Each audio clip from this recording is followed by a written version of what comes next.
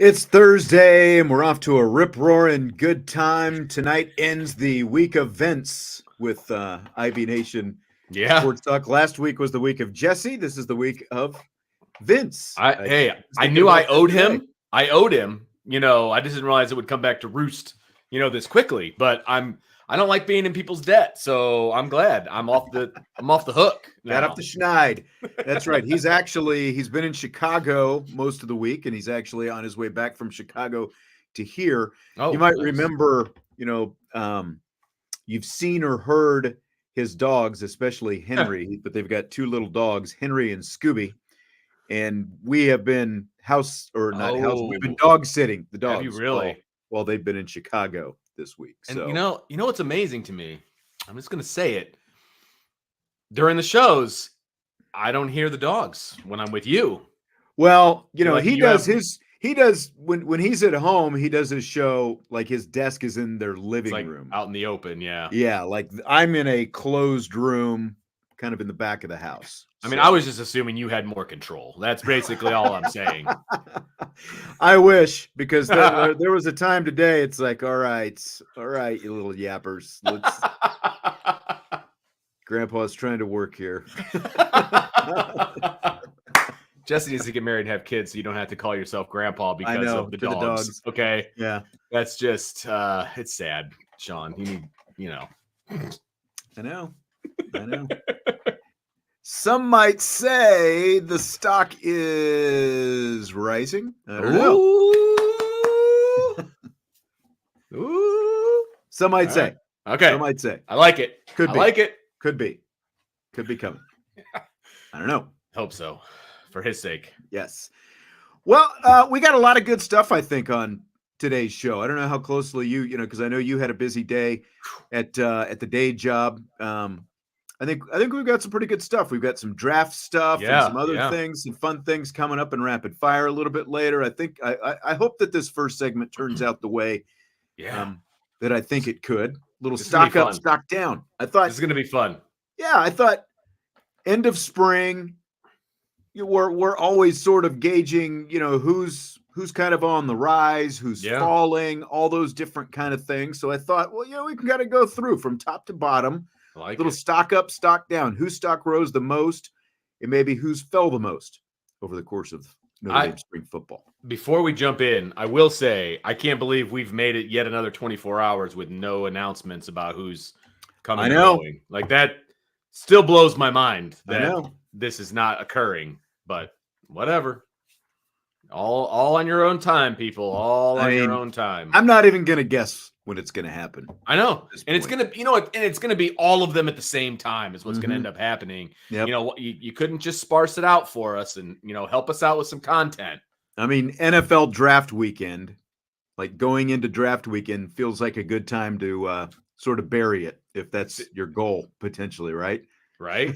But if you are now, I realize coaches aren't just sitting on Twitter waiting for guys to announce. They're actually in the portal looking to see who's in there. Yeah. But you would think you would want to make at least a little bit of a splash if you're looking to land someplace. But I don't know, man. It's all making out for a super busy show on Monday. That's all I can say, because it is either a super busy show on Monday or a super busy show tomorrow. Like one of the two. Yeah, and I'll be upset because I'm not going to be on the show tomorrow. I know. Jesse and I will be here tomorrow. It's not fair. Well, all you loyals, to the like button, if you would, punch it real quick, and then just divert your attention right here. Interact in the chat, as always. That kind of thing, we appreciate it. The formalities, I guess, that's Vince D'Addario. I'm Sean Stiers. Glad to have you with us, as always, on the show today. So stock up, stock down. Let's start with Marcus Freeman. Yeah. Where do you put Marcus Freeman's stock as he ends his third spring and gets ready for season number 3 coming up this fall? I think this might have been the easiest one. I think this is a definite stock up. I think he is trending in the right direction. Will he join the pantheon of Notre Dame coaches and get his national championship in the third year of being head coach?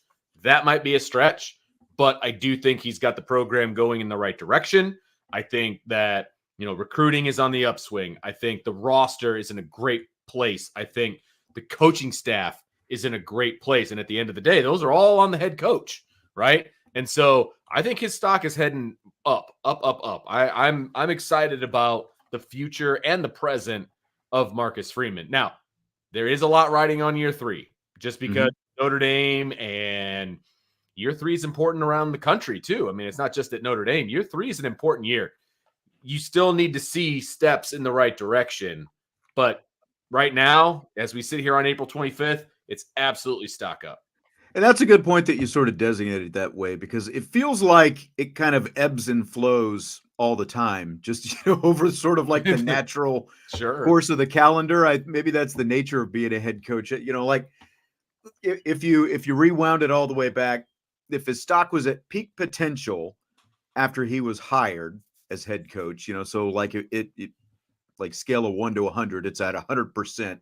Back when he was hired, maybe dipped a little bit after the Fiesta Bowl, but still pretty much got a free pass after the Fiesta Bowl. But, it was probably back up with all the feel good and everything coming out of spring and going into the first season, probably back up close to 100, if not 100. But then, you go 9-3 that first season, dips to maybe 85, 80, something like that. And there was some disappointments in there for sure. Yeah, for sure. I mean, because the fact that you lost to Marshall and Stanford, there's no way around that. And you also lost to USC for that matter. That was ugly. Yeah, well, yeah. But then, it probably climbs again. They get Tyler Buckner back and they win the Gator Bowl. You're feeling good again. You roll into the offseason. Recruiting was good. Hartman. Yeah, good recruiting, all that kind of stuff. You get Hartman out of the transfer portal. That offseason was the weird, with Ludwig and Utah and all that stuff, not on Freeman, and so however you want to, play into that, but still pretty good offseason really until maybe it dips a little bit when Buckner enters the transfer portal, right? Like dips a little, but not a whole lot. But I felt like going into the season, it's probably on the rise again. Everyone's feeling good, but then you take some hits. Ohio State, 10 men on the field. That was about as deep. I think that's the valley. Yeah, right? And I'm thinking you probably dip into the 70s, right? That's like the valley for sure. 10 men on the field, and then you lay a massive egg against Louisville, and you lose to Clemson.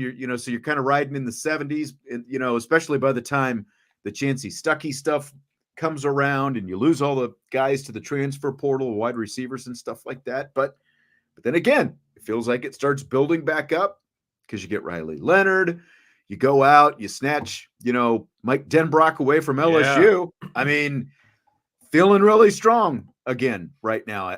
I think probably in the 90s right now, so I just like, he's had as good an offseason, I think, as you could have if you throw out the start of the offseason, the way that he rebounded after that offseason. I think it's been great since then.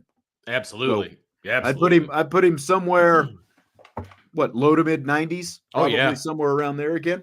Yep. And you start winning some and think about where it'll be. I mean, it might be all the way to the bell. If we're doing the the hammer on the thing and the bell's going up, you might be all the way up to the top if they go and dismantle A&M on the road. You know what I mean? And it's a convincing victory. Whatever that looks like in your head, whatever a convincing victory looks like, if they go do that, and then you got that kind of stretch of pancake games, or cupcake games, excuse me. I like pancakes better than cupcakes. But you get that stretch there, it's going to be at an all-time high for him, no doubt. Joe says we need stock up, stock down, no change. So everyone is hung up on the buy, sell, hold for it. Seriously. It feels like. Come on, Joe. Come on. We're just up and down. There's no even here. That's right. Up or down. I do feel like stock up, stock down. It's maybe got the potential for a regular, recurring segment or something like that, though. Just saying. Yeah. Jason says he thinks that this will be the first year where there's 100% buy-in from everyone involved in the program, from the president, recruiting support staff, more importantly, 100% buy-in from everyone in the locker room. Had to find that last part. It's all good. Character limit there. What do you think about that? Yeah, I mean, I think that's accurate. I mean, but I think that's the way it is for any new coach, right? You need a couple of seasons to kind of turn the roster over, get your guys in there, the whole thing. And I don't think that he had pushback necessarily from guys that were here when Brian Kelly was head coach, but you still want to have your quote unquote, your guys, right, in there. And when you are going into year 3, I think we're finally seeing that. You're seeing the brand new linebacking core. You're seeing, the secondary. You're seeing the quarterback room. All of these different parts and the offensive line, for that matter. A lot of these guys, the vast majority, are now Marcus Freeman guys. And so I think that's just automatic extra buy-in in the locker room. Yeah. I mean, the more it starts with his connection to these guys in the recruiting process. And by the time you're heading into year 3, you've just got more guys who you've been connected with since they were in high school before you even got here. So I think that's going to do nothing but help out, especially just when you kind of, one, the kind of athletes they are, 2, the kind of people they are, and then again, just the tighter bond that they have with the head coach that they really didn't have, that other guys didn't necessarily have as much with the previous head coach. Right. And, like something I found interesting, like all the investment that Marcus Freeman has had in the alums of the program. I think that's worth bringing up as well, because like I saw on social media over the weekend, Michael Stonebreaker, big like linebacker for the 88 championship team, and Mike Goolsby, another linebacker, obviously from the early 2000s. They were both on campus. They had never met before last weekend. That kind of surprised me. That's crazy. But again, I don't think we've had a coach with the kind of commitment to making sure those previous guys are involved. And when you're making that a priority to get them all back on campus, there's a greater chance that you're going to have more interaction between some of those different generations of players. And I think that matters a lot as well when you talk about, like the stock of a head coach and that kind of thing. I agree completely. I don't remember seeing all the social media, and there was a ton of it, of former players being on campus and, all of these different things. I mean, it's a cultivated situation, and that was never the case before under the previous regime, ever. Yeah. Yep. All right. Let's talk about some of the assistant coaches. Which assistant coach do you think saw his stock rise the most this offseason? And now, again, differentiate between coach with the highest stock versus the guy whose stock actually rose the most. And it's the off season. So like the end of last season until now. Right now. So we're talking like a 4-month period, right? I think in the media, or I mean in the general public, like I was tempted to go Al Golden, but then that would have been from like last year to this year, right? His stock would have been the highest up, because I think his rose the most job. over the I think his rose the most from this time last year on, through like the end of last season. I think that's when his stock came up the most. So I can't pick him because his stock was very high at the end of the season, right? So I went with Max Bulla. Most normal fans had no idea who Max Bulla was until he got hired as the linebackers coach. And then all of a sudden his popularity was through the roof. You got these videos coming out of him like wearing the dummy and getting in there with these linebackers, and all the audio that we've got from him and just how kind of fired up he is. And all. I think that his stock is the highest. That's a good one. That's a really good one. And for whatever reason, I didn't think about that because I was thinking of trying to think of the positions. It took me a second. I'm not going to lie. I'll just go with the other side of the ball and say Mike Brown, because I don't think that everyone was. I don't think there was 100% fan buy-in on Mike Brown, because similar to Brian Kelly, it's like, oh, here's Marcus Freeman going and bringing in his old friends again and stuff like that. Well, who do you trust the most? Who do you know the most about how competent they are or aren't as a coach? I mean, guys that you've coached with before. And look at how differently we feel about the wide receiver room right now compared to back at the start of the spring. And the fact that you've got Mike Brown in charge of it, I think you're probably right. Max Bulla maybe tops Mike Brown, but if we went offense, defense, I think that those would be that's fair. 2 guys. Yeah, right. That's fair. I like that. Yeah, and I think There's probably an honorable mention in here for Al Washington, just because of the whole, like the interviewing at Boston College and stuff Sure. like that. And that ESPN article that came out a few weeks ago, remember, that listed him in the top 30 Yeah. college coaches with potential to make impact over the next decade and that kind of thing. I mean, that's obviously going to be something to watch. I think at least nationally, there's a Sure. pretty, there's a much elevated perception of Al Washington than there was a couple months ago. Here's the category I would put Al Washington in. I think his stock is the most volatile because I That's feel a like good, yeah. it's gone like up, down, up, down, up, down, whether we're talking about recruiting, whether we're talking about on-field coaching, whether we're talking about his potential to be a head coach. It's like, woo, woo. Like you just, Mhm. one day people are pissed off that he's the coach, and in another day they're super excited about it. Like his is just the most up and down to me. But I definitely understand where you're coming from, though. Yeah. So of the assistants, then, whose stock maybe has fallen? Whose needs the most work coming out Yes. of spring? So the key phrase is needs the most work. Okay. Because I don't really have anybody that would fall into the category of stock down, like they're trending Right. in the wrong direction. And I was thinking the same thing. Like there's So yeah, no one who just like, oh man, this guy right. really And got to then get it together. and Yeah. that guy has been on the staff in the past, by the way. Mhm. But I think the one that needs the most work, and it's also kind of a byproduct of the fact that I think his position group needs the most work, and that's I think we're Coach thinking along it's the Coach same line. Rudolph, right? I Yep. mean, it's offensive line, Yep.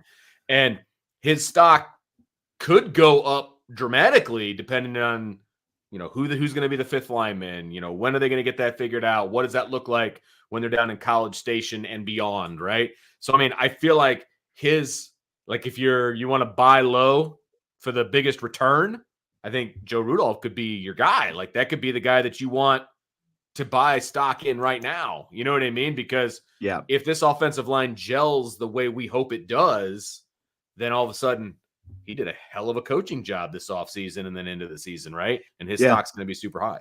And that's I agree with that, because again, when you look at each of the position coaches, there's no one who's, again, like teetering on anything, but it's just that the offensive line has the most questions, I think, right now, in terms of how Right. ready it's going to be to open up the season.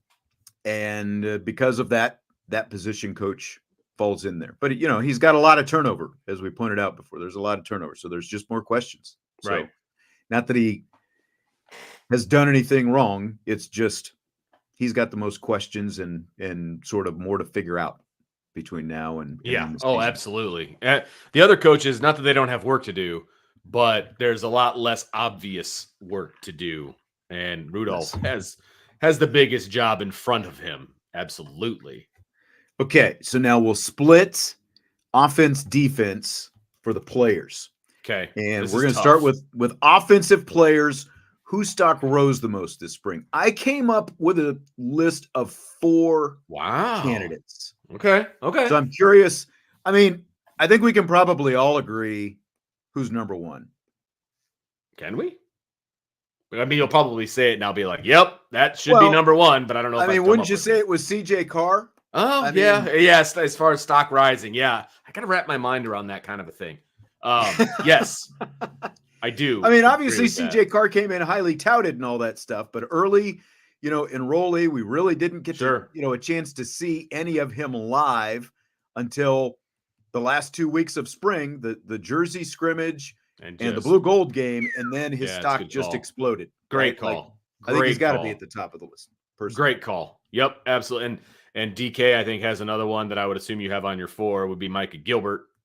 I think He is on my list. He came in not unheralded, because that wouldn't be right, but he was definitely second fiddle to Cam Williams. I mean, he just was, and he outshined Cam Williams in the spring, and so his stock heading in the right direction. So I would say, Yeah, and I mean, definitely him.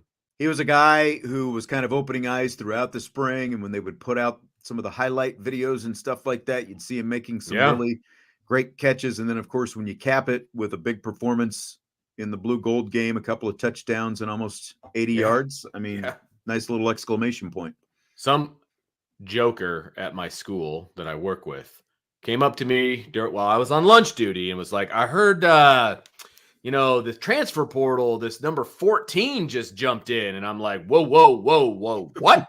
I immediately get on my phone and I start scrolling. I'm like, you're an idiot. No, that was number 11. That was it freaked me out, 14? man. What? What are you talking about? Anyway, Oh man, don't do that to me, okay? So the offensive one that came to my mind, and you can tell me if I'm full of beans or not, but Rocco Spindler, his stock on my list, one of my 4. Okay, because he was kind of injured. It felt like he had been overtaken for his right guard spot, which Billy Stroud had done for the most part. And so he was kind of the odd man out.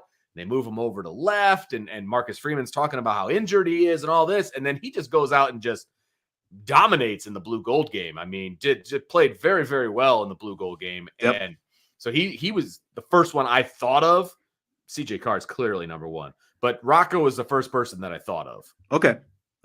Yeah. And I like the way Rocco ended his spring, no doubt. But again, he really kind of had to work his way back into that over the course of the spring. And there was only so much that we actually got to see with so many of those 5-period practices and stuff like that. So right. By the time, and again, this was a starter last year, but what we got to see of him the last couple of weekends doing live stuff, he popped for sure. He showed he deserves to be back in that starting lineup. He kind of lost his starting position, and then I think he just went to another position and got one. That's not an easy thing to do. You know what I mean? So I was impressed with Rocco. Yeah, Brent says Rocco's a senior, but has 2 years of asking if he has 2 years of eligibility. He does, because he didn't play. There's COVID and an injury in there, I believe, if I'm not mistaken. Was he COVID year? I'm not sure. Let me look here real quick. Well, because it says he's got a junior year of eligibility, so yeah, he's got 2 years left. It's just one off, right? Yeah, so he's a senior this year. He's junior eligibility. He can come back for a 5th year. So that makes perfect sense. He was not here during the COVID season. Didn't play though. He played in 2 games as a freshman in 2021. Right. He's back to the normal way we figure these things out. Right. He basically redshirted as a freshman. Redshirted in 2020. Yeah. So he has 2 years left. Yep. Yeah. Yep. The other one that I have is Jeremiah Love. And really? Okay. Well, just because of the whole receiver thing, and again, looking at what he did in the blue gold game, and to some extent in the jersey scrimmage as well. The jersey scrimmage, we saw some physicality from him, and then in the blue gold game, seeing the way that the fact that he didn't have massive receiving yards, he didn't have massive rushing yards, but altogether he had right around 100 total yards.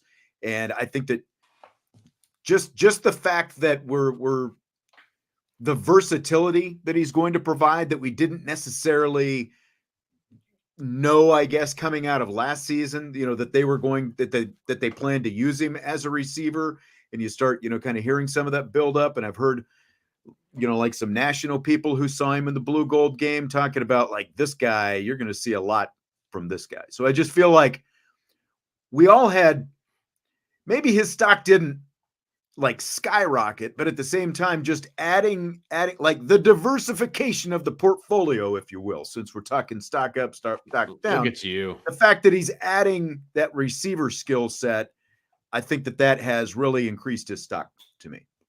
Okay. If that makes sense. There's a case to be made, and I see where you're coming from. Again, he's not my number one. Yeah. But he was in my list of at least a few people there. And people, okay, I'm seeing KK Smith, Jack Larson. I mean, KK Smith and Jack Larson are going to struggle to get on the field. That's going to be the problem. Yeah, because they're of all the talent a little that's in front of them. Right. You know what I mean? Yeah. I like this. Brent Smith, of course, using the Ricky Waters comparison because he's the 49ers guy. Well, and he doesn't wear 12 anymore. He says J-Love is Ricky Waters. Yeah. That's gone by the wayside. Yep. He has switched to number 4. Yep. Correct? Number if I 4. remember right. Yep. But he has added he has added at least a little bit. Oh, he looks bigger. No, he definitely looks bigger for sure. Yep. I expect a lot out of Love. There's some debate as to who the quote unquote number one back is, at Notre Dame. And I think it's 1A, 1B.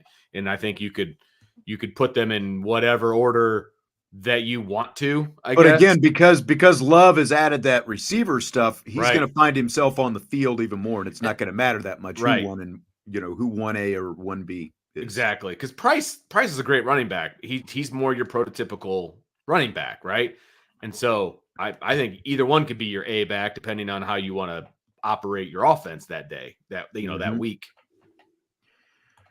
See, now Jason's saying Colsey and Aeneas Williams, you're putting a lot of stock in one blue gold game. Like, Williams. Right. And I'm not trying to take anything away from Aeneas Williams because I think he's going to be a good back. But again, I think because of who's in front of him, like those two guys we just talked about, Price and Love, and then you throw in the fact that you've got Jabron Payne back there. And remember, there was no Kedron Young in the blue gold game because he was a little bit dinged up at the end as well.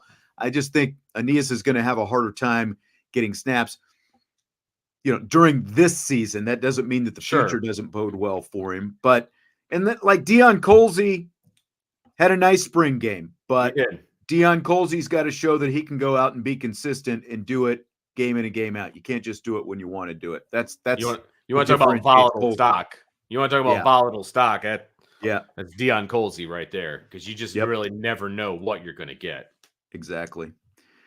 So whose stock took the biggest hit, do you think, from the offense? This one was tough for me because I think the offense is absolutely loaded.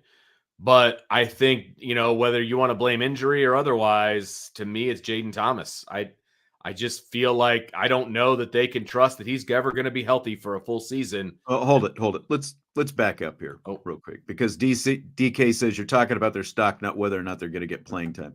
Well, they're not going to get playing time, but their stock isn't up, right? For one. And two, we're talking about guys, again, we're talking about little flashes during a blue gold game.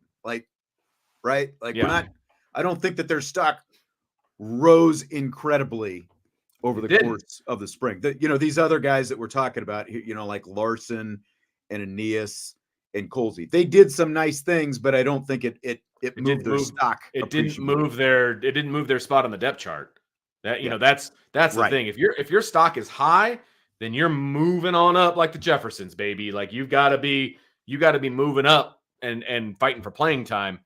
I just don't know that that's the case for some of the guys that the chat is bringing up. Right. And again, we're talking about whose stock rose the most. Not like, again, if we're going on a scale of 1 to 100, like we were talking about with Marcus Freeman, we're not talking about going from a 30 to a 40 or a 40 to a 50. We're talking about going from potentially, like a 30 or 40 to an 80 or 90, in that range. Right. That's like stock, like going up, like stuff. They could have gone up a little bit, but Aeneas Williams is still going to be an early enrollee freshman, and that's it. Like he's not going to impact, unless there's like a rash of injuries. He's not going to, he's not going to impact the season like some of these other guys we're talking about. Right. Okay, so I cut you off. That's okay. On the taking a hit. I said who took the hit. Yeah, I said Jaden Thomas. And whether you want to blame the injury, whatever you want to blame, he's not out there. And because he's not out there, he's getting passed up. And I don't know, like 100% healthy Jaden Thomas, he's in the rotation. I don't know that he's proven he can be 100% healthy for a whole season. I think his stock took a hit in the spring because there's a lot of guys making plays while he's on the sideline in shorts and a t-shirt. That's true. There's just no way around it. Like he's got to stay healthy. That's the biggest thing with him right now. That's what sucks for guys like him, because opportunities are there and there's so much talent in that room right now. And it's just tough for him. It's really tough for him. Like you're absolutely right. I was looking at what Brent said about Ricky Waters, and it's crazy. I didn't like when I think of Ricky Waters, I predominantly think 100% 49ers. Of San Francisco. I mean, those were the first 3 years of his career, but I looked it up And actually, Brent, he spent the first 3 years in San Francisco, the next 3 in Philadelphia, where he had some of the best production of his career, but then he finished the last 4 years in Seattle, which I completely forget about when I think about Ricky Waters, is the fact that he finished with the Seahawks. So, oh boy, everyone wants to get like very It's all pedantic good. about the parameters of I think I stock got him. I think I got him stock, where he needs to be. Like they're like, well, CJ's not going to start. I was like, but he rose the depth chart. Like that's the point. He started out 4th, and in my opinion, he should be 2. Like you rose quite a bit on the depth chart, right? right? Go ahead. Well, I was just going to say, to Give me me, one. Steve Say it. Angeli has not Yes. fallen on the depth chart. Yet. But look, the public perception is no one wants his stock right now, Yeah. right? Yeah. He's still number 2 on the depth chart, but no one wants Angeli's stock right now. No And one would want to touch that, right? Like if you're a Notre Dame 100%. fan, no one wants to touch it. 100%. And USMA 87, I think, put it perfectly. He did not cement the number 2 slot. And I think that's 100% accurate. Leaving spring, it's not like, oh, clearly Angeli's the number 2. Like that is not the case. Maybe he will be when it's all said and done for whatever reason, but he did not lock that down in the spring, and he had every opportunity to do it because he was working with the ones all spring long. And again, the 2 live settings we got to see him in were at the end. The coaches obviously got to see a lot more live stuff over the course of the spring. So what they think of him, how he graded out, all those different things could be a lot different than the public perception that surrounds Steve Angeli. But again, like if you're looking at stock, the public perception is everything, right? It's not like, so in the court of public opinion, Steve Angeli's stock took a hit. Sure. This spring. And, we didn't get to see every practice, but again, because even like the people who are still going to be on the Steve Angeli train, they're going to kind of be the diehards, but there are going to be some who are on that Steve Angeli train coming out of the Sun Bowl based on that Sun Bowl performance, and then kind of saw, or I guess at least heard the reports of the Jersey scrimmage and all that different kind of stuff, the pick 6 and everything else. It took a hit. It took a hit to at least some extent. As the announcer in A League of Their Own said, I've seen enough to know that I've seen too much. I've seen enough of Steve Angeli at this point to know what I think he is. I'm not saying he's a bad quarterback. That's not what I'm saying. I'm saying that the other guys have more tools. And as they continue to get experience, the gap is closing rapidly, if not already overtaken. Yeah. Like, that's what I'm saying. Yeah. Like if you were going to buy stock in Angeli versus Carr right now, the CJ Carr shares would cost you a lot more than the Steve Angeli shares. Oh, absolutely. Right?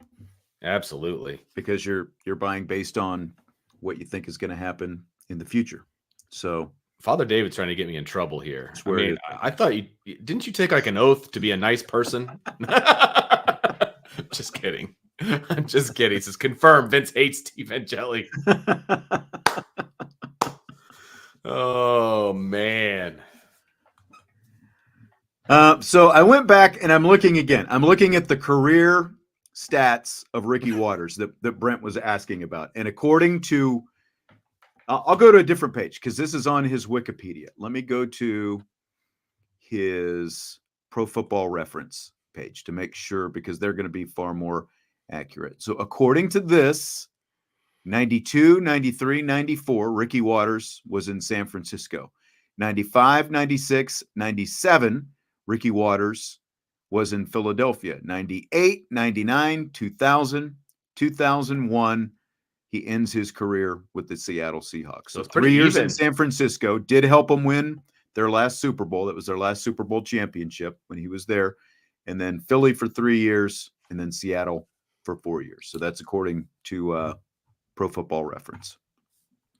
So there you go. I mean, he kind of did it in pretty even threes almost. Yeah, he did. He did.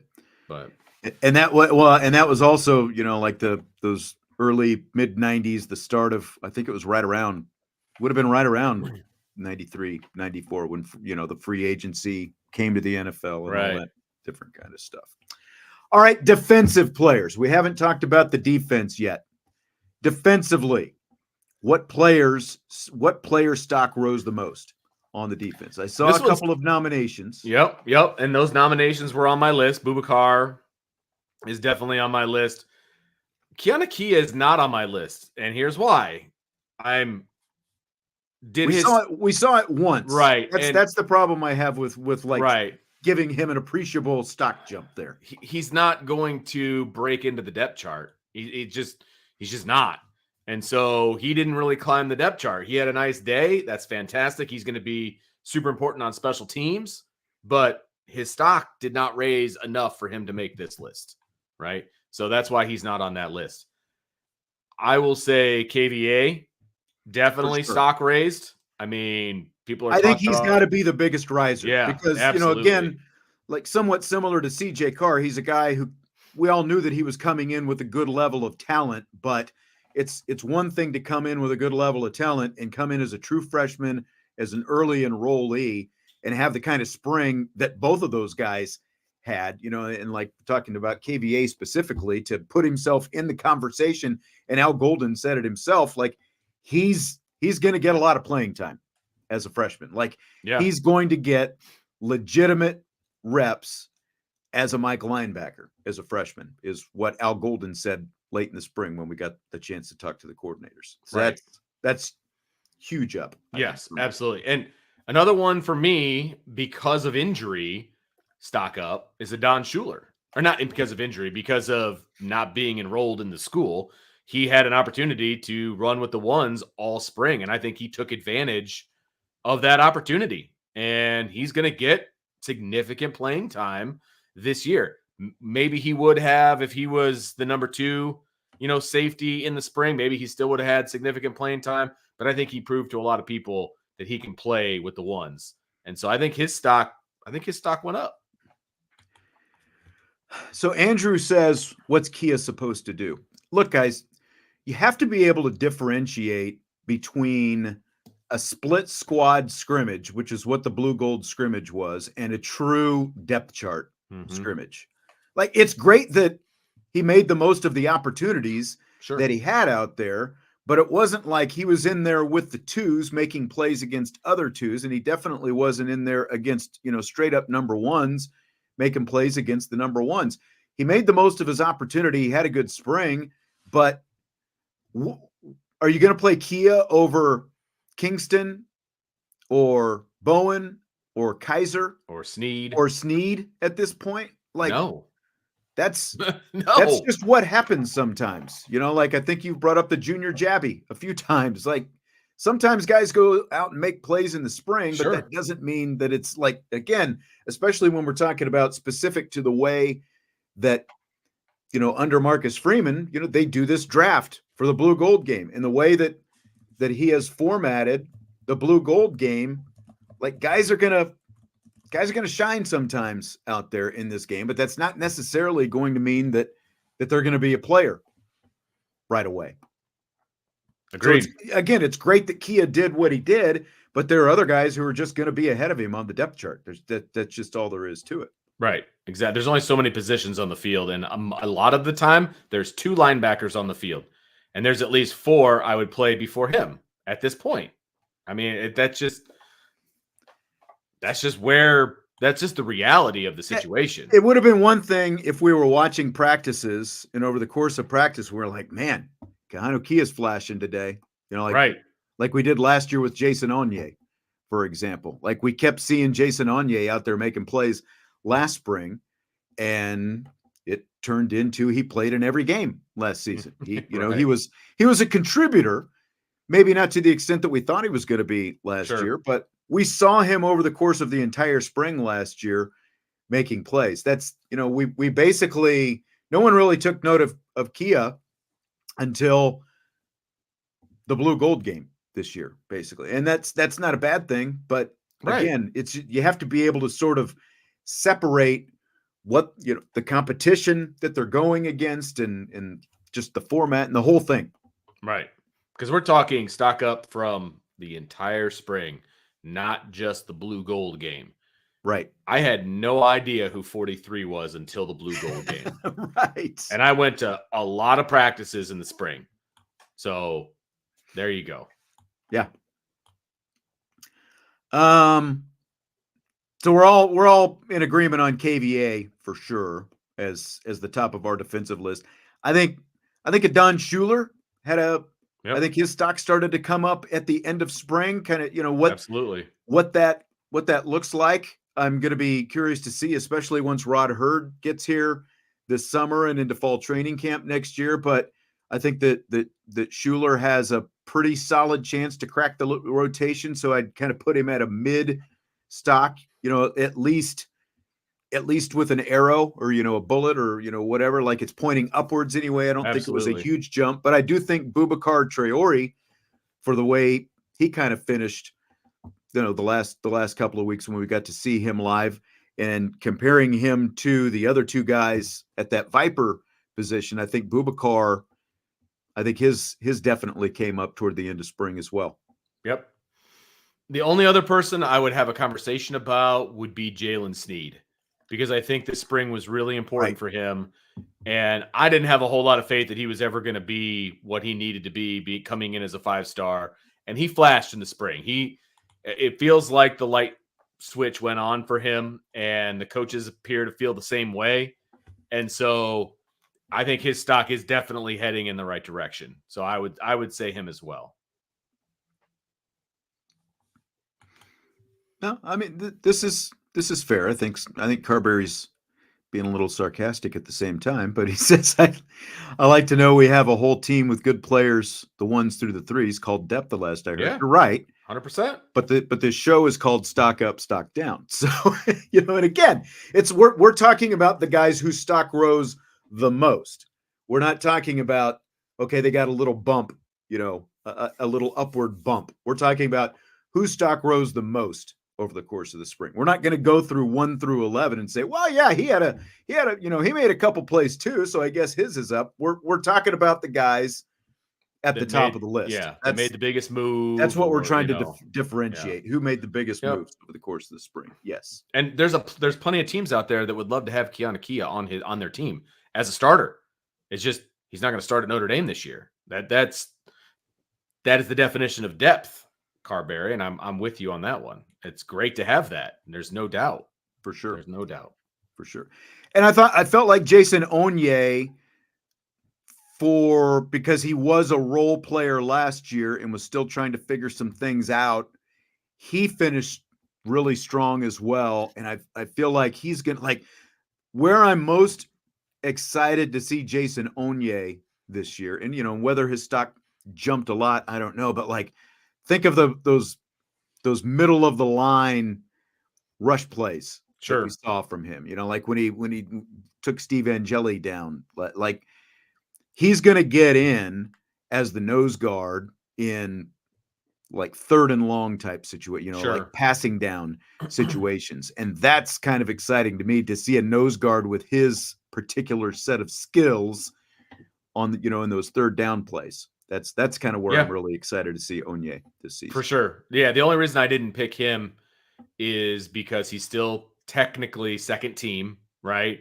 And I feel like he's going to contribute more than he did last year, but I feel like that's the natural step for him. That's where he should be going based on last year. Does that make sense? Yeah, it's a natural progression, but I still see your point for sure. Yep. All right. So whose stock on the defense came down? This is hard for me. I've literally, as we've been talking this entire time, I've been trying to come up with a kid whose stock is going in the wrong direction on defense, and I'm struggling. I am struggling. I could not come up with anyone. Maybe there's a defensive lineman that's buried, but at the same time, they've always been buried. So it's not like your stock is going down per se. It was always down. So I don't know. What do you got? The only one I could really come up with and I don't know if it's flat or if it's truly coming down, is Botello. Okay. Like, because, yep, He's he so control inconsistent. Hunter. That's Yeah, and yeah. that's the thing. That's the Yeah. thing. Yeah, and like you can talk about some other guys as well, whether it's Ford or, And you can like some of these. and that was okay, so I thought of Ford, right? But he was already pretty That's what I low was on gonna the say. Was his list. stock ever high enough to say Right. that he came down? It's just kind of Exactly. always been, Exactly. just kind of there. And like Botello is still all about the expectations, and we didn't see anything this spring that said, well, he's finally going to take off now. Right. We're not going to know until the season rolls around. Right. I don't think, And some people are unfortunately. saying Kaiser. I would not say Kaiser at all. No. He's going to start, guys. Like his stock has not gone down. He's going to start. The And thing you got, he's bulked up. He's bigger. He's stronger. Like he's playing on the inside. Like, look, I'm sorry, Jack Kaiser's stock is not down at all. So they didn't play a lot in the blue gold game because of his starting status. and That's what you have that's to what I was remember. getting ready to say. Yeah. Those veterans on defense, like Mills and Cross, would take practices off this spring, Right. because it basically gave those younger guys more reps to get in there and practice. They like Right. Cross and Mills didn't need them. Kaiser didn't need as many. So like none of those veterans like that, I would say, stock down at all. They had a little bit quieter springs just because they weren't out there repping all the time. They didn't need to be out there repping all the time. It was spring. Spring is about letting these young guys get experience. I think it's his 6th spring. Yeah. He's been here for 6 years now. Like that's a lot. Yes. Oh boy, the young Stiers is in the house. Yes. I want to know if he is driving and chatting right now. I mean, could he be in the passenger seat? Does he allow that to happen? Is he like too type A, needs to drive all the time? I think that if I've got the whole travel itinerary right, I can't remember if they're both coming back or if it's just him coming, because the girlfriend was, like there's like a work trip that she had to go on and gotcha, and that kind of stuff. Right. Okay. Okay. So real quick, position groups. Wide receiver got to be the biggest position group. Stock up. Absolutely. Yeah. Maybe quarterback. Would you throw quarterback in there just because of all the depth that we got to see? Yeah, I think I felt like the quarterbacks would be at least in the neighborhood of as good as they have been. I had no idea what the wide receivers were going to look like. And I feel like they were almost more of a surprise to me. So like in my head, that means their stock is more like went up higher, because I think I probably had them lower to begin with, and then they've surpassed. So I agree with you, quarterbacks, but I would say wide receivers are higher because they started lower. Totally agree with that. There wasn't much like if we were doing confidence rankings, which could be an upcoming show here pretty soon, but if we were doing confidence rankings, the receiver would have started at the bottom of the confidence poll coming into the spring, right? Oh, yeah. Whereas now, quarterback, receiver, running back, like it's pretty hard to differentiate the three of those, I think. But wide receiver is definitely pretty close, much closer to the top than they were going into the spring, coming out of the spring. Oh, yeah, for sure. For sure. You're going to ask me about going down, right? Position group. I would say corner because of injury and attrition. And attrition, obviously, meaning transfers, right? You had Micah Bell leave. You had Clarence Lewis leave. So that's attrition. And then you've got your best corner having shoulder surgery. Right. So it's not because they're not good.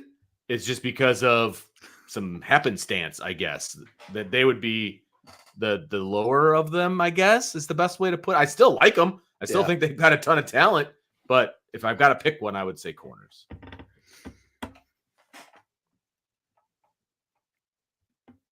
I wouldn't disagree. It's just you said something that I don't think you realize you said, and I'll just leave it at that. USMA 87 picked it up. So I don't know what I said. I'm gonna have to go back and listen now. You might have to, man. I don't like. There might be a case for defensive ends, even though I don't think there is really. Now that I think about it, because I think they're in good shape. Because they really, again, like in the live stuff, the last couple weeks, we really saw him start to pick it up. So I think you're right. I think corner is it. Did you do a defensive stock up? Like defensive position group? I think to me, it's probably like linebackers, Yeah, just because of all linebacker. this youth and, like there's a lot of excitement, I think, around that linebacker position. Youth and depth combined. Like it's, Yes. like when you throw Kingston in there and you throw Snead in there and Osbury getting out there more and Drake Bowen and, like no one's talking about issues with the linebacker position. And that was a position group that we all knew had talent, but we weren't sure what it was going to look like when they actually got on the field and were able to be, people that they were counting on. You know what I mean? So, we didn't, and we negated special teams in this, but I do think the kicking game. That's a big. That's a kicking big game is stock down right now. But you lost a pretty darn good punter. Now, granted, he was inconsistent. I will agree with that. And your kicker, I think, is accurate, but he doesn't have a big leg. So I think that's a stock down right now. Let's see what they do in the portal. I concur. All right. Well, I think we hit that pretty good. Well, one final question, I guess. Okay. Whose stock would you buy low right now with the hope to sell it high by the end of the season? We're talking about individual player. Whose stock would you buy right now? I didn't see this question, so now I'm thinking about it off the top of my head. I'll throw a couple out here. Please do. I'm talking like maybe some penny stocks on, Sullivan Absher, like kind of take a flyer on that stock, hoping that maybe that's a good one. Maybe like he works himself over there at the right tackle position, because that is the biggest concern, obviously, with the offensive line. Even Gerby Lambert, you could probably throw him in there, since he's coming in. It's always hard to bank on freshman offensive linemen, obviously, but there is an opening. There's a possibility out there. Jesse is saying Talich defensively. I think that's an interesting one. DK backing that up. Imagine DK and Jesse actually agreeing on something. Amazing. Yep. I would also say Eli Raridan, just because, I don't think he's got he definitely doesn't have a like a sky high stock right now. I think people are obviously high on Eli Raridan, but coming off the ACLs and all that kind of stuff, I think you could buy his stock pretty low right now. And as long as he stays healthy, I think it's going to be sky high by the time the season's over with. So that's who I'd go with on the offensive side. I know this is cheating, but I'm going to cheat anyway. I'm going to take Coach Rudolph. I would buy his stock. Because I think the offensive line by the end of the year is going to be really good. By the end of the year, it's not going to start out that way. There'll be some rocky moments, but once they start to gel, maybe halfway through the year, I think they're going to be good. USMA going for Osbury at Rover. I don't think that's a bad one either. How high is Christian Gray's right now? Is it like mid, or is it high? I think it's in solid shape. Like if I'm going 1 to 100, I'd probably put Christian at about an 80 right now. Okay. Is that fair? Yeah. I mean, he's the top healthy cornerback right now. Do you agree with that? Yes, absolutely. Okay. 100%. Yeah. That's like personal, personally, that's where I'd put it. I'd put it 80 out of 100. Fair enough. Fair enough. The only other one I can think, I might buy some Cooper Flanagan stock. Okay. Because, if everybody's healthy, he's third on the depth chart. But is everybody going to stay healthy? You've got two guys ahead of him that have injury history. I think Cooper Flanagan, I like where his stock is at. So I will buy low and sell high with Cooper Flanagan. Andrew is saying buy Kenny Minchie. He says if Leonard gets hurt, Minchie gets packages from Denbrock. Be curious. I don't know about that. Yeah. I don't know how much of a package guy Denbrock is. Yeah. I just don't. Are you going to bring in Minchie cold as a quarterback, or are you going to hand the ball off to Price or Love or somebody like that? I don't know. I don't know if I see that. Yeah, I'm trying, because really Buckner's the only package guy we got. And part of the reason they did that was to kind of, try to get him out there on the field in Right. preparation For the next for the year. next year. And I Yes. don't think they're necessarily prepping Kenny No. Minchie No. for the next year when you have Nope. I C.J. love Kenny Carr. Minchie, but CJ Carr is your starter in 25 if everything continues down this road. Right. And he says, with a boring and jelly, wouldn't you change things up a Yeah, bit? I wouldn't have Angeli in the game. So no. That would be the yes. He'd be on the bench with a clipboard. So I would have CJ Carr in there, and CJ Carr is mobile enough to do some of the things that we're talking about. Vince, are you ready for rapid fire? After that comment, how could I not be? Let's go. Perfect segue time. Perfect segue. Guys gonna are end the lively. first segment. Guys are lively tonight Yeah, it in the is. chat. I'll tell you that much. They're working overtime I like it, in the though. chat. I like it. So Marcus Freeman was asked after the Blue Gold game about he's grown as a head coach in his first 2+ years at Notre Dame. And here is his answer. Oh, as far as me, I think, God, I wish I could just pinpoint one thing. There's a lot of things. There's a tremendous amount of things you learn, and I don't ever think you stop. I don't know. I haven't stopped in the 3 years I've been a head coach, and there's no plan to. But I think the one thing that sticks out is that you have to, at times, pull back. And, I think the first year being a head coach, every day was the Super Bowl. Every day, like we had win or lose, like this was the Super Bowl. And it's not saying that every day is not important. Every day is important, but what you're trying to get out of each day could change, right? And you have to look at this as a progression to making sure you're ready to go when it matters the most. And I think that's the thing I can point to that I've learned more than anything is being able to pull back and look and say, okay, how does this day matter in terms of the progression to where we want to go? And it's a different perspective than I've previously had. All right, so a couple follow-ups here, Vince. First, what do you think about his response? Every day's not the Super Bowl. You got to know when to pull back. Well, he's learning the process of being a head coach. He's learning what you need to do and how you need to do it and what that looks like. And I think that's important. I mean, it is important. It's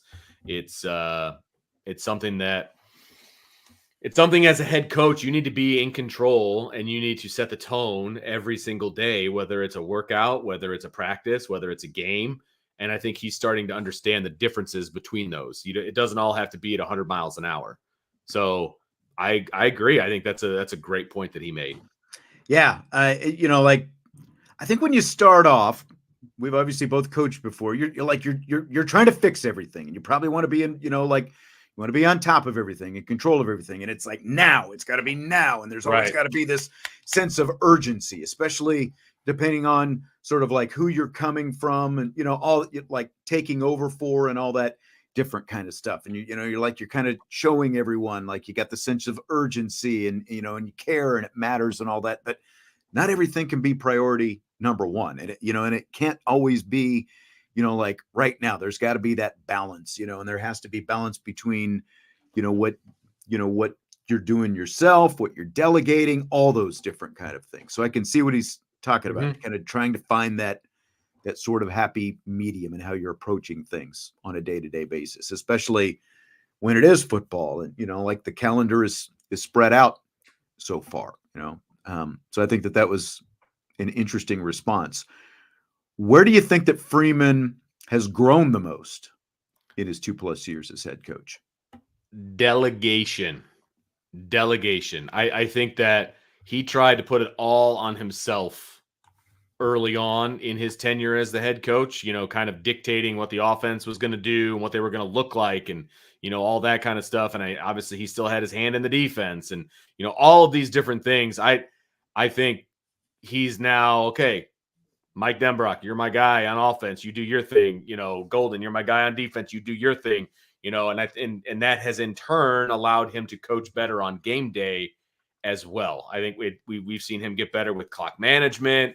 We've seen him get better with kind of his emotions on the sideline and, just being more dialed in as a head coach as opposed to a coordinator because it's completely different.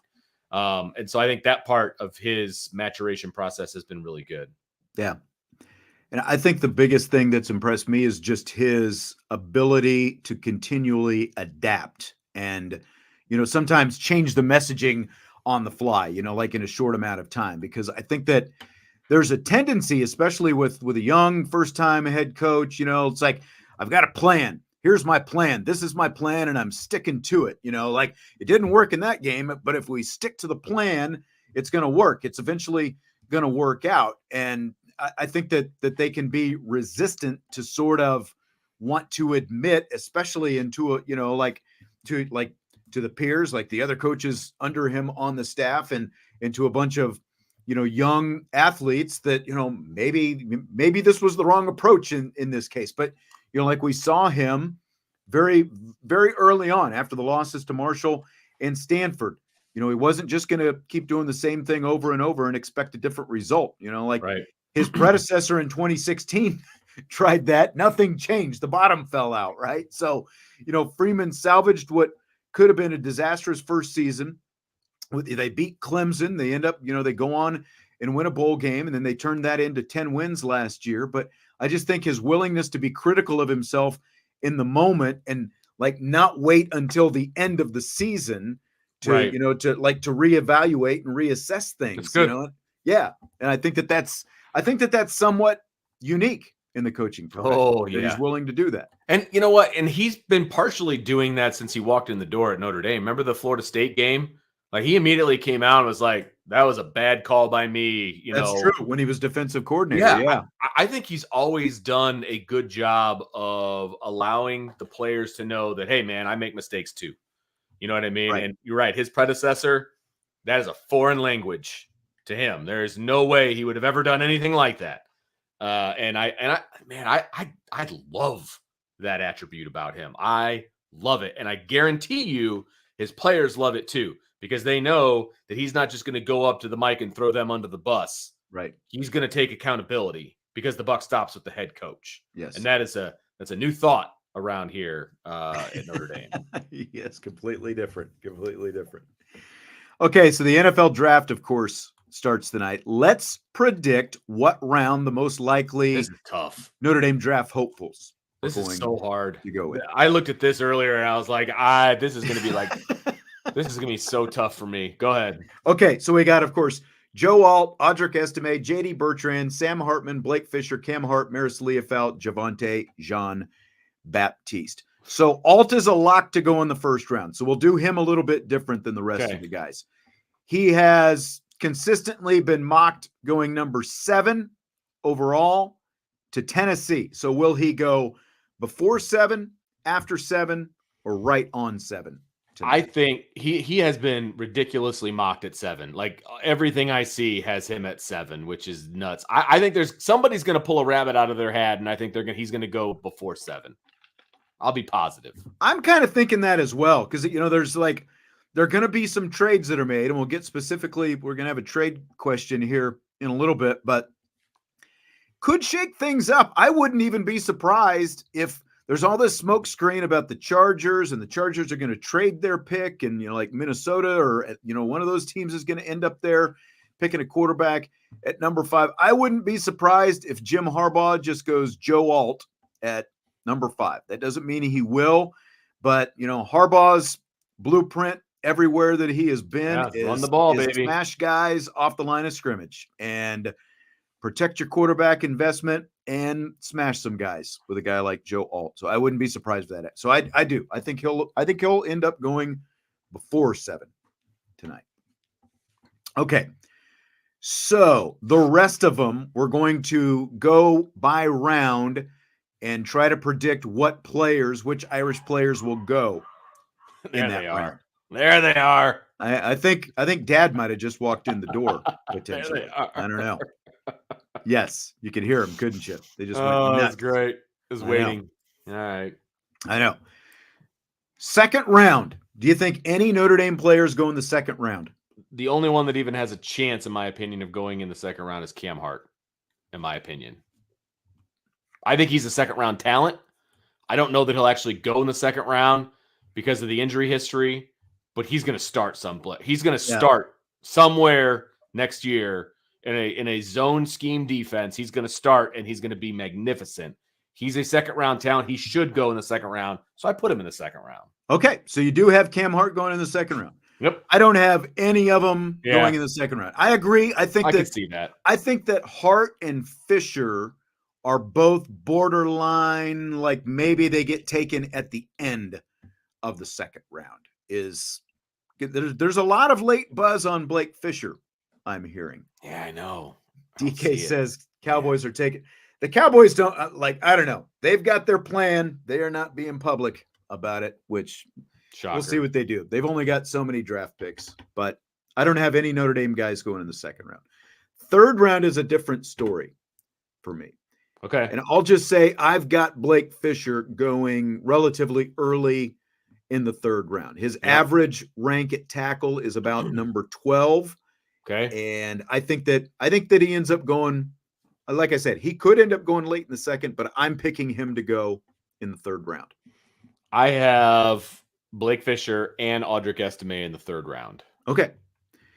And I was going to go one by one, but I've got Estime and Cam Hart also going in the third round. Okay. So, yeah. How you're doing it now. All right. Yeah. So a lot of mocks have, like Estime in the fourth round. I just think mid to late third is where Estime I do ends too. up He's getting a lot of pub right now. I mean, just a lot of juice, I think. And I don't see how he could possibly interview poorly. You know what I mean? I think he's a team guy. I think he's a guy that you'd be happy to have on your team. You know what I mean? Like I feel like he checks a lot of the off the field boxes as well. Yeah. Not to mention his tape is really good. Yeah. Now, like you were talking about Cam Hart, and you've got him potentially second round, and that's his mocks are just, they kind of have him all over the place. They've got him anywhere from the second to the fourth, and that's why I'm just kind of picking him in the third. I think he ends up going late third, unfortunately, to where Washington is, because Dan Quinn, the former Dallas Cowboys defensive coordinator, who's now the head coach of Washington, loves that body type that Cam Hart has, that long physical body type. So, and they've got 3 picks in, they've got 6 picks actually in the top 100, 3 of them in the third round. So I think that there's a very strong chance that Cam Hart ends up being a Washington Commander by the time it's all said and done. Sorry, I know. Cam. I'm sorry. Greatly disappointing. But honestly, that would be awesome. Either way, however it shakes out, if Cam, Audric, and Blake all go on day 2, I think that's a win. I think that's a win. Yep. What about the fourth round? You got any Irish guys going in the fourth? Nope. Okay, me either. Fifth round? Nope. Me either. How about the sixth round? I do. I have both linebackers going in the 6th round. Okay. So you got Maris Leofau and JD Bertrand both going in the 6th. I think JD goes there because of his smarts and his athletic ability and what he's able to do. His film is really good. He stacks up numbers. He is going to blow people away in the interview room. Like, I think people will take a flyer on him in the 6th round. And then Maris, he's just going to get drafted on potential alone. I mean, his highlight reel is unbelievable. But when they start watching full games, they're going to be like, well, but there's going to be coaches out there that be like, I can fix that. I can do that. Yeah. You can't manufacture what he is as a physical specimen and what he brings to you. And so I think people are going to take a flyer on him in the 6th. I think between the two, Leofau and Bertrand, I give Maris the better chance to go in the 6th because of all the stuff you're talking about, the athleticism and the length and the long arms and all that kind of stuff. And, because people are going to look at the physical traits and everyone wants to talk about Bertrand as a short arm guy and all that kind of thing. So I don't have any of them going in the 6th, but I think I would give Maris the better chance to go in the 6th. I've got Leofau, Bertrand, and Hartman all going in the 7th round. That's fair. I got Hartman in the 7th round. I do. Yes. He's going to make somebody very happy as a backup. I think he could have a very nice career as a backup quarterback, over the next 10 years, maybe get a handful of starts, that kind of a thing like that. You can make a hell of a living with that as your resume. You know what I mean? Right. And I think that's who Sam Hartman's going to be. Thanks for the super chat, Gregory Perez.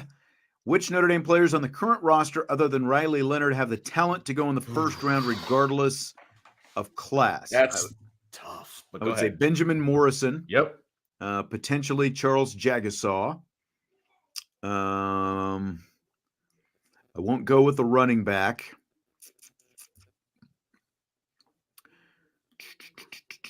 Receivers are interesting. I don't know if any of them right now I would put in that category. Mm-mm.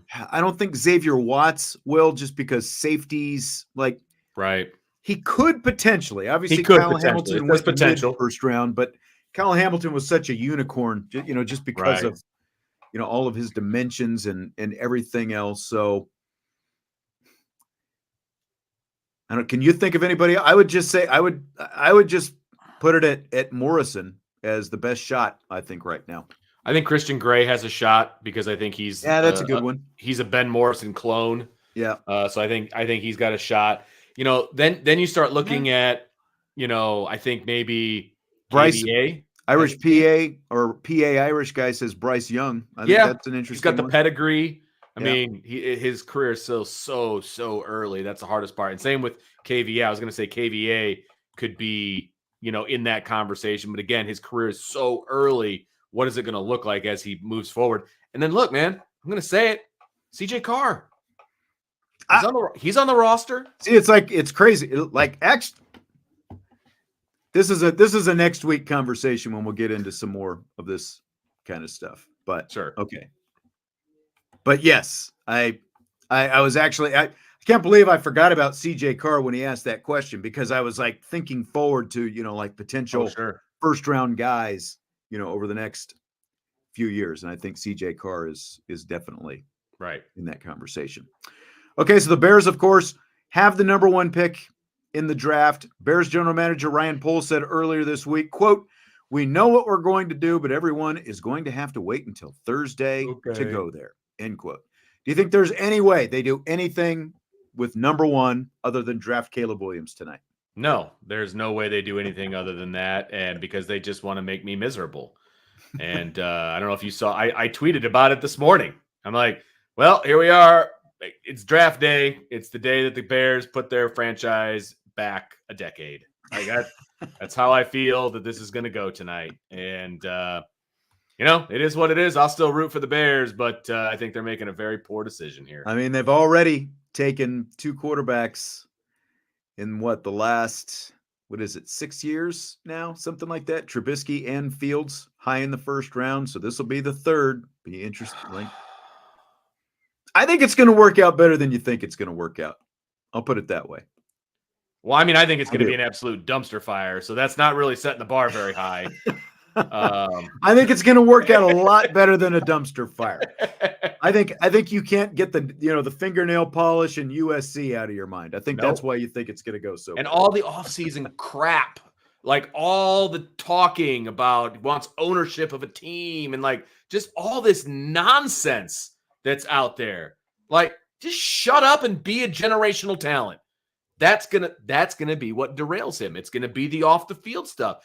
He's gonna have the wrong people around him, and it's gonna be his downfall. That's my prediction. All right. TBD. I think it's gonna work out a lot better than that. Yeah. Over under 5.5 quarterbacks who will be picked in the first 15 picks of the draft. Under. Okay. Okay. Now it may happen, but it's gonna be. Like 4 of those teams are going to regret it in about 3 years. I just don't think there's that kind of talent to be taking quarterbacks that high.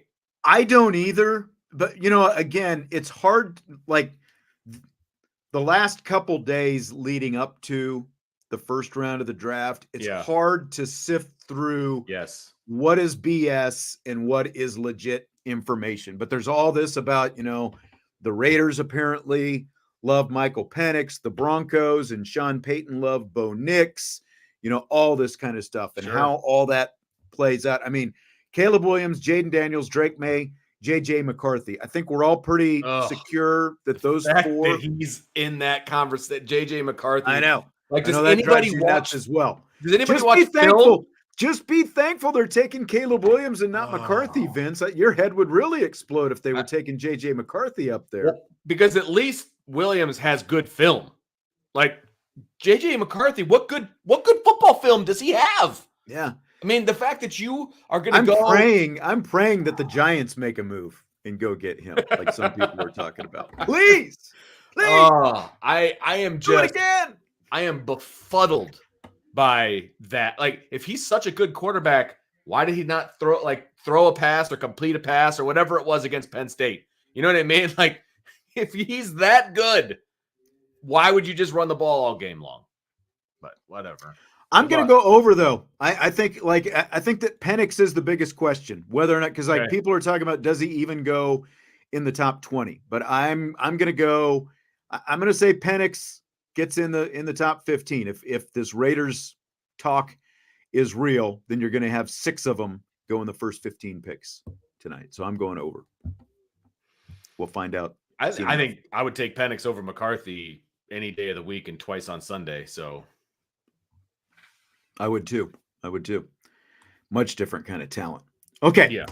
Curious to see what you came up with this, or if you've even had time to think about it. So the NFL draft, of course, is the biggest sporting event of the year that doesn't involve an actual game being played.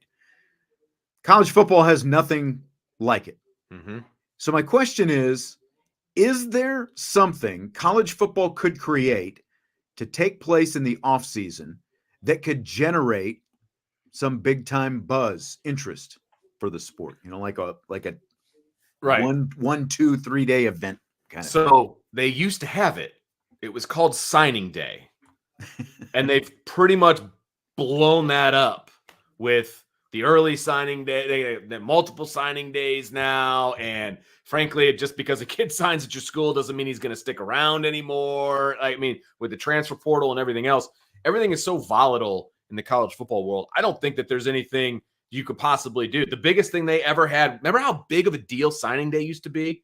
I mean, it was, but it still wasn't even close to draft day. No, you're not going to be able to touch. But you're right. Like, there's just so many schools, and you know, like the way it has to be done because kids are still in school. Right. But you're right. Like it's from a media standpoint. Back in the day when they would have draft coverage, like we would have to be there all day.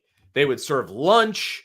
There would be, they would announce as every kid used to come in, and then they would have a big press conference. Remember, we would be sitting in that auditorium like all day long, kind of watching it all go, and you'd interview assistant coaches here and there. Like, it was a huge deal. And now it's just like, well, we'll just put up some Twitter graphics and call it a day. Like, it's just, there's just not the excitement of signing day anymore either. Like, remember when Manti, for example, decided to come to Notre Dame at the last second. Like, you just don't even have that kind of stuff. A lot different. You don't get any of that drama. And that's the thing with signing day now is like everyone pretty much knows who's going where. It's just a formality. Right. It's so drama less. Yeah.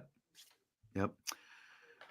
So again, because I kind of crossed signing day off the list, I was thinking about this morning after because I came up with this question this morning when I'm watching draft coverage on TV, first thing out of the gate, like what could you do to what could college football do to generate any kind of buzz? So here's the best idea that I could come up with. I'm interested to see what you think. So mid-July every year, like before NFL training camps start, you get like college football would put on an event. You'd move it to a different city every year, just like they do with the draft right now, for lack of a better name, like a national college football fan fest type thing. Okay. So who would be there at this fan fest thing?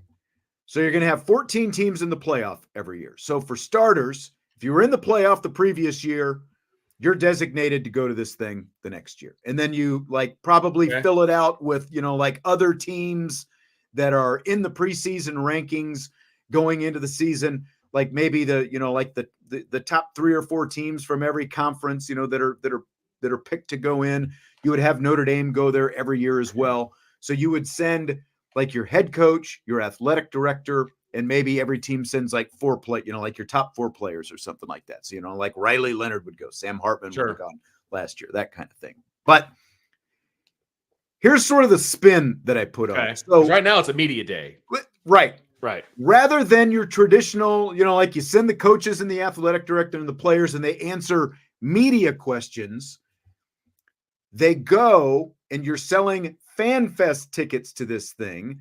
So Okay. fans would get to like step up to the microphone and ask the players, or maybe not the players, but at least the coaches and the athletic director, they would get Q&A sessions with the head coaches and the athletic director. So like the coach sits up there with the athletic director on the stage, and then fans would get to step up to the microphone and actually interact and ask the coaches and the players their own questions. Then in terms of the players themselves, like they would get to do NIL type stuff. They would either get like an appearance fee, or they would, get money for signing autographs, or they could sell their own personal brand stuff or whatever. And then in terms of the media themselves, like you would put like the bigger name national media types, Kirk Herbstreit, Joel Klatt, Gus Johnson, all the people who are traditionally Chris Fowler, all those people, like they would also do the Q&A sessions with the fans. So like you would put them up there. So like they would be the one, like fans would be asking them questions. Like it wouldn't be the media who would be doing any of the questions and answers. It would all be fans interacting like with the head coaches, athletic directors, and that kind of stuff. But you would you would move it around to a different part of the country every year. Like Seattle gets it one year, Houston, Miami, Nashville, whatever. It's a fan fest. It's a exactly as Andrew Gilmore said, it's like Cubs Fest. You've got all the players there. You get to talk to people. They do press conferences. Basically along those lines. They're like that's the best I can come up with because again, there's not signing day is never going to get the same kind of, like you're not going to get everybody to congregate in one place like the NFL draft does. I like it. I could get on board with that. Okay. And maybe even get a nice little trip out of it and go to a big city that I've never been That's to. right. Like like as media, we would still, like the TV cameras would be there and, like you might get some kind of stuff, but you would set it up so that, it's like, okay, so Marcus Freeman, here's a question that he took from a fan, and so I think you would get a completely different kind of perspective. Oh yeah. With the fans doing the interaction as opposed to,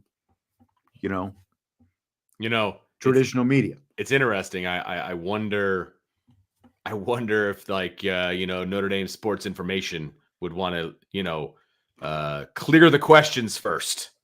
You know what I mean? Like, I'm sure everyone would want to. They would want to screen the questions. Yes. Sure. Yes. The question screening situation. That would be very interesting. Because look, Dabo and Nick Saban and those like down south where they do those actual coaches shows where fans are calling in, as we know, they've taken some questions before. So I think they're big boys.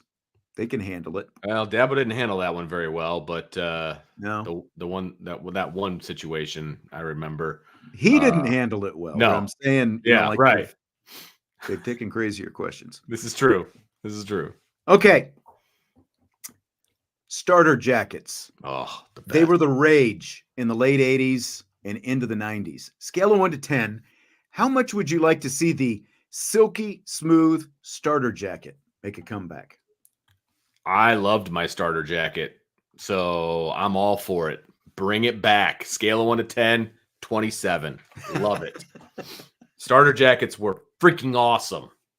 I tell you what, man, like growing up predominantly in the 70s and then teenager basically. Were you out of the I was like pre starter jacket. Like starter jackets really came into vogue when I was in the Army. Like I knew a couple guys, like a good friend of mine had an Atlanta Falcons starter jacket and it looked sharp because that was like when the Falcons changed their color scheme from red to black and all that. Okay. They were like more black and silver and stuff like that. Do you remember like the JCPenney Christmas catalog and it would come out and there was like a huge sports section and they would sell, like I had like the Dallas Cowboys letter jacket looking thing, like when I was a kid, I was like every year the Dallas or like the Penny's catalog came. So like I had kind of the precursor to the starter jacket. Okay. But the starter jackets look freaking awesome. Man. And the zipper had the starter logo. Yes. Oh yeah. Yes. Or the button ups even, yes. I was watching Good Morning Football this morning on the NFL Network, and it's actually been off the air for like a month, but they brought it back because of the draft this weekend. Okay. And Kyle Brandt had the sweetest 1984 World Series Detroit Tigers starter jacket that he was wearing because he was in Detroit. And like, I wouldn't want, like the Detroit, but I was like, man, that is a sweet freaking jacket. And there's this guy that works for Fighting Irish Media, who does a lot of the social stuff like for women's basketball. And he travels with us, Ben. And a couple times this year, he showed up with these vintage starter jackets, like on the plane. I'm like, where did you get that? And he's like, he's out thrifting and he's finding starter jackets. And it's like, that is the sweetest freaking jacket. And so after I saw Kyle Brandt wearing his Detroit Tigers starter jacket, I got on eBay today. Oh boy. And I have purchased 2 silky smooth starter jackets. Two different. I'm not going to tell you what teams they are. Are you gonna unveil? When they show up, you will see it right here on the show. I am like the starter jacket. How did we go away from the silky starter jacket? That's what I want to know. That's a good question. D-Hawk says, I want to pull this one up. D-Hawk says, I still have my Notre Dame starter jacket I got for Christmas in '93. My mom kept it in pristine condition. Wow. I think my starter jacket is at my mom's house. You actually had one? Yeah, I had one. I had a Notre Dame one. Oh man. You need to see if you can dig that up. Right. It was white. It was predominantly white. Okay. And it had like Notre Dame like scrawled across the front of it. And like, oh yeah, it was I love that jacket. I'm excited. Like, I don't know when I'm actually going to wear these things. Right. Right. I may have worn it up until I got my letter jacket from high school. Like, it may have been the precursor to my letter jacket. Do you remember, like, in Rudy, they, like, it's like one of the... There's a kid walking around with the starter jacket on. Right. But it's like a... Right. What do you call it? Like, it's... There it's weren't starter jackets because it wasn't in the 1970s. Yeah. Correct. Yeah. Yes. It totally... And there's guys walking around in, like, Bettis jerseys and things like that in the movie. And clearly they did not have jerseys back in the 70s, really, like the fans were wearing. You know what I mean? Yeah. I can't wait for these things to show up. Oh, like, I'm so excited for you. I am so excited. Because like I said, I never had one. The closest thing I ever had was you were that a little older. You were. Yeah. Because like I said, I could have, because like friends of mine had them. Like, did you ever have the Zubaz pants, or do you remember the Zubaz pants? Were those like the ones that had like the tiger stripies? They were like the tiger stripes in the NFL colors. Yes, I know exactly what you're talking about. I don't know that I ever had a pair, but I know exactly what you're talking about. I used to get like the NFL catalogs when I was over in Germany. And I was always thinking about buying a pair of the Zubaz, and I never did.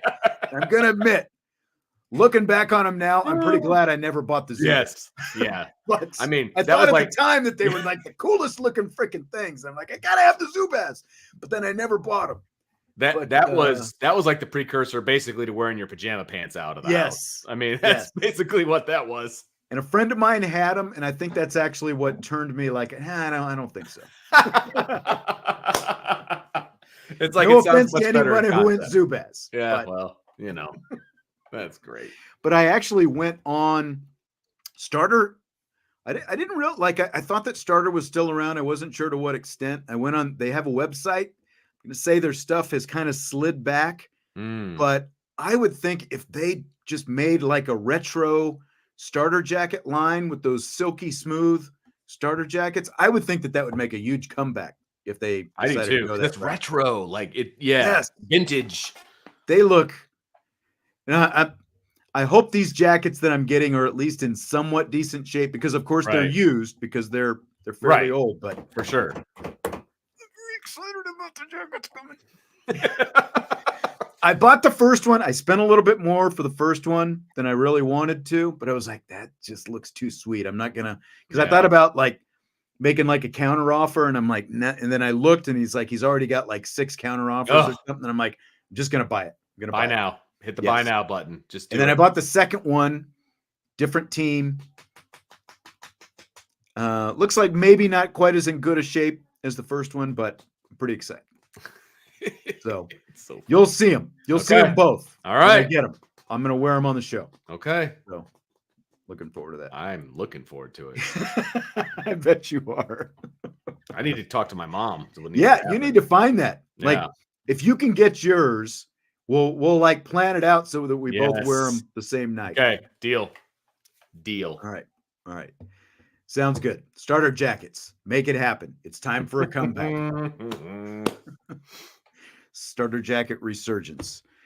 Maybe we should buy stock in starter right now on the chance that it's coming. Stock up, baby. Yeah, stock up. All right. Well, thanks for being here tonight. That will put a bow on this evening. We got a lot of we had some Ricky Waters resurgence talk earlier in the show. We finished with starter jackets late in the show. Hit the like button before you leave, and of course, subscribe, rate, and review, and enjoy the draft tonight. Let's see where Joe Alt and everybody else ends up going, and we will talk to you tomorrow on IB Nation Sports Talk.